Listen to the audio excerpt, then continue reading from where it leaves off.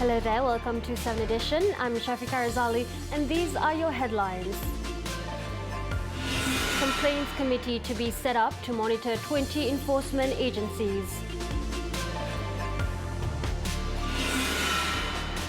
Dr. Mazli's exit not linked to purported King Salman Centre revival bid, says Prime Minister.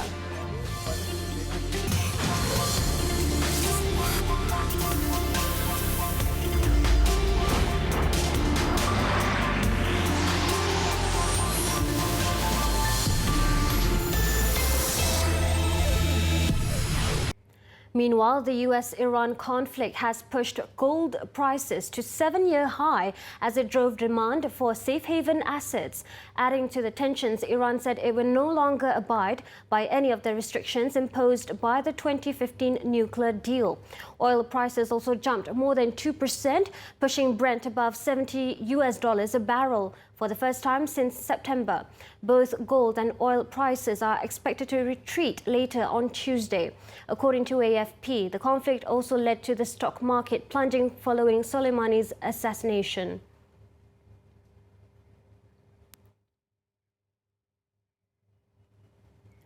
Back to the local front, the government is setting up a complaints committee, JKA, to oversee grievances of misconduct in 20 enforcement agencies other than the Royal Malaysia Police, PDRM. The Prime Minister said the move was made following a proposal by the Enforcement Agency's Integrity Commission, EAIC. According to the Premier, JKA's establishment was to ensure the monitoring of the 20 enforcement agencies could be done in line with the monitoring of the PDRM via the Independent Police Complaints and Misconduct Commission, IPCMC. We are setting up a new Jatuhkuasa Aduan, and this will be placed under, maybe under the Ombudsman or some other agency, but they will also be subjected to supervision by this agency, because PDRM has got its own. The others will be under this other setup. He added the committee will be set up as soon as possible and will be run by a government agency that will be determined later. Tun Dr. Mahathir said this at a press conference after chairing the Special Cabinet Committee on Anti-Corruption JKKMAR meeting in Putrajaya today. In July, the government tabled the IPCMC bill in the Dewan Rakyat to replace the EAIC to enhance the integrity and capabilities of the police force. The IPCMC would act as an independent monitoring body to receive complaints and conduct investigations into police misconduct. Up to December 31st, 22 of the 115 initiatives in the National Anti-Corruption Plan 2019 to 2023 had been completed, including asset declaration by members of the administration. The rest of the initiative was still works in progress. JKKMAR had agreed to give relevant lead agencies a 1-year extension to execute the pending initiatives.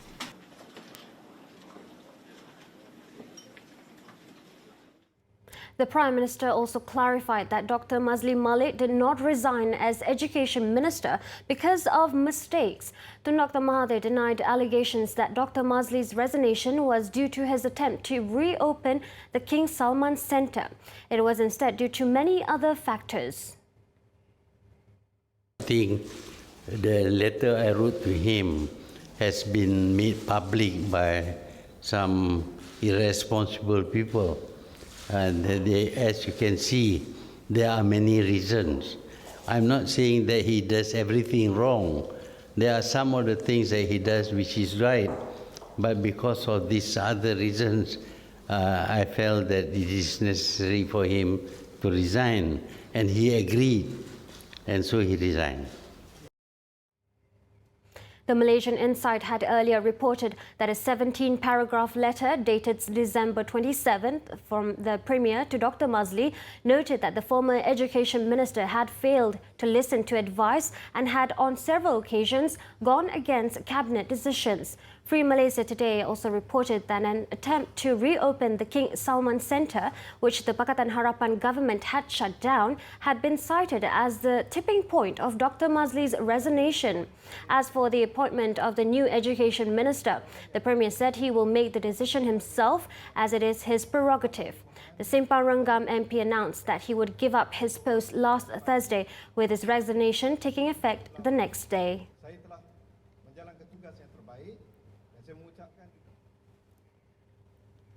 Now, the Housing and Local Government Ministry has set aside 1 million ringgit to enable the 155 local authorities to build designated smoking zones in public areas. Its Minister Zuraida Kamaruddin explained that the designated smoking areas must be outside the dining premises and at least 3 meters from the last dining table.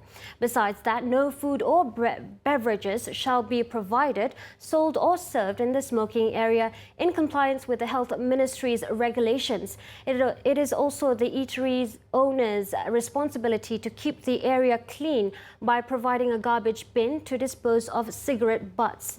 According to Zuraida, the first of such places was built by the Ampang Jaya Municipal Council in December last year at a cost of 5,000 ringgit.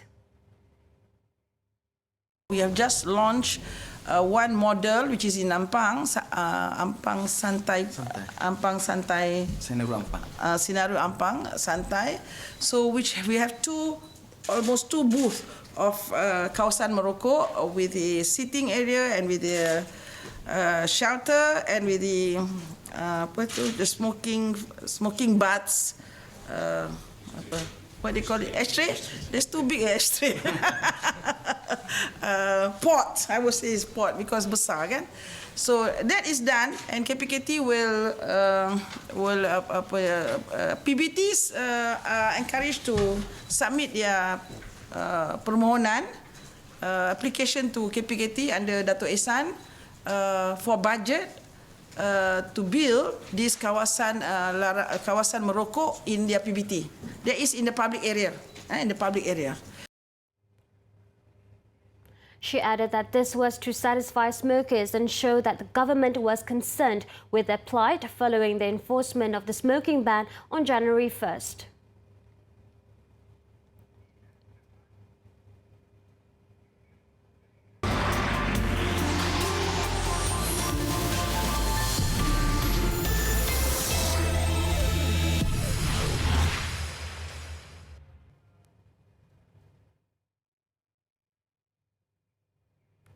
Welcome back. Former Prime Minister Dato' Sri Najib Razak told the Kuala Lumpur High Court today that he did not lodge a police report over what he claimed were his forged signatures in the minutes of the SRC International Sendirian Berhad shareholders meeting. He, however, stated that he did raise the matter with his lawyers. Dato' Sri Najib, aged 67, said this during cross-examination by ad hoc prosecutor Dato' V. Sitambaram on whether he had lodged a police report on his claim that his signatures in the minutes were forged. Dato' Sri Najib, in his reply, stated that he did not do so, citing that the trial is still ongoing. Earlier, he claimed that the documents could have been forged as he was not shown any SRC International minutes of meeting to sign. Asked when he had appointed an expert to examine the authenticity of his purported signatures on the documents, Dato' Sri Najib said he could not remember the exact time. At this stage, Judge Muhammad Nazlan Muhammad Ghazali interjected by asking whether it was during the prosecution case, to which Dato' Sri Najib replied, yes. The former Prime Minister is making his defence on 7 charges of misappropriating 42 million ringgit in SRC international funds, comprising 3 counts of criminal breach of trust, 3 counts of money laundering and 1 count of abuse of position in relation to the funds.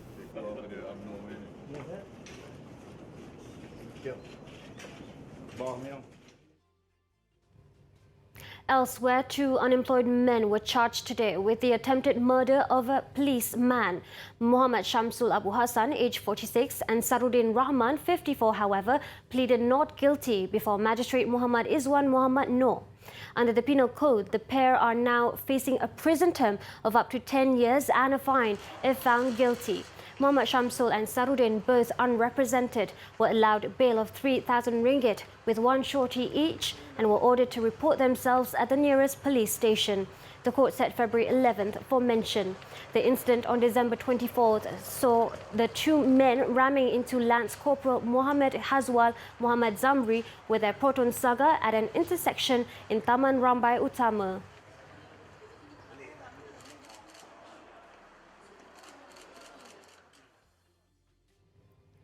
Now, the news: police have detained 3 Bangladeshi men in Batu Gajah, Perak on suspicion of selling contraband cigarettes. Investigators found that one of them, who is married to a local Malay woman, was using his wife's identification to run a grocery store in kawasan Perindustrian Pengkalan 2. The other 2 suspects are workers at the shop.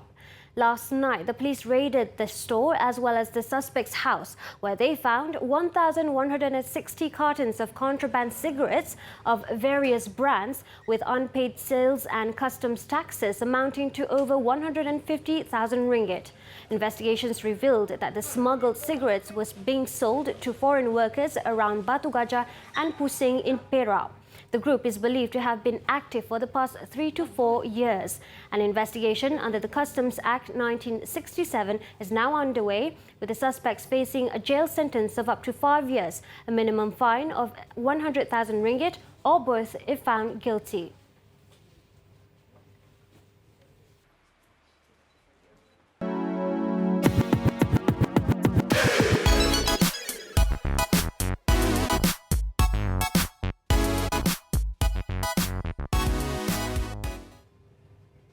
Now on to Clickbait for what's trending and making the rounds in the cyber world today.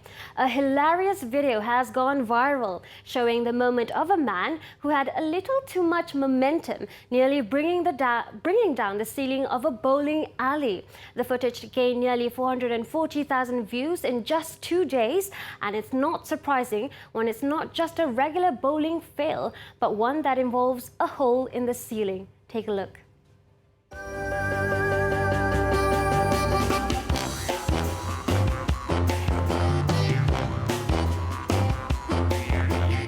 A Twitter user uploaded the 15 seconds video in slow motion with the caption, "Bowling strike to the moon." The incident was said to have occurred in Kuantan. The over-enthusiastic amateur bowler was seen firmly preparing to roll the ball when this happened.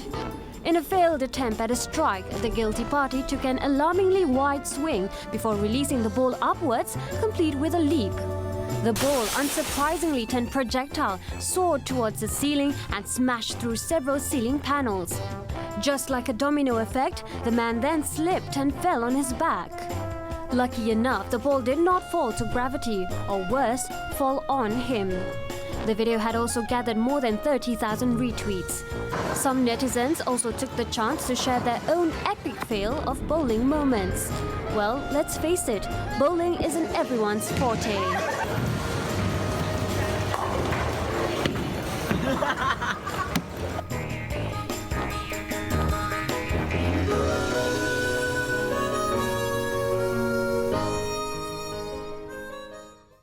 Now updated as of 7 p.m, here are the top trending topics and searches on the internet today.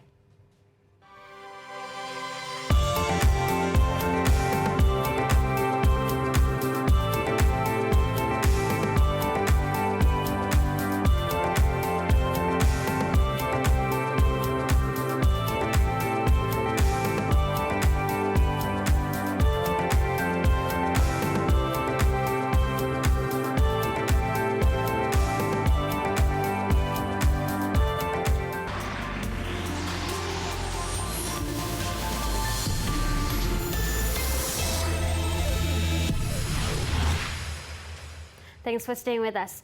Petronas related shares soared today after the Court of Appeal dismissed the Sarawak State Government and Comptroller of State Sales tax appeal against the Kuala Lumpur High Court's decision last month. At 11:09 a.m, Petronas Chemicals rose 7 cent to 7 ringgit 52 cent. Petronas Gas was 34 cent higher to 17 ringgit 22 cent, while Petronas Dagangan was flat at 23 ringgit 10 cent. The Court of Appeal in Putrajaya also ordered for the Petronas judicial review to be heard at the High Court on a date to be fixed later. On December 10th last year, the High Court decided to grant leave for the National Oil Company to apply for a judicial review to quash the notices of assessment for about 1.3 billion ringgit in state SST. The sum was computed up to June 30th, 2019.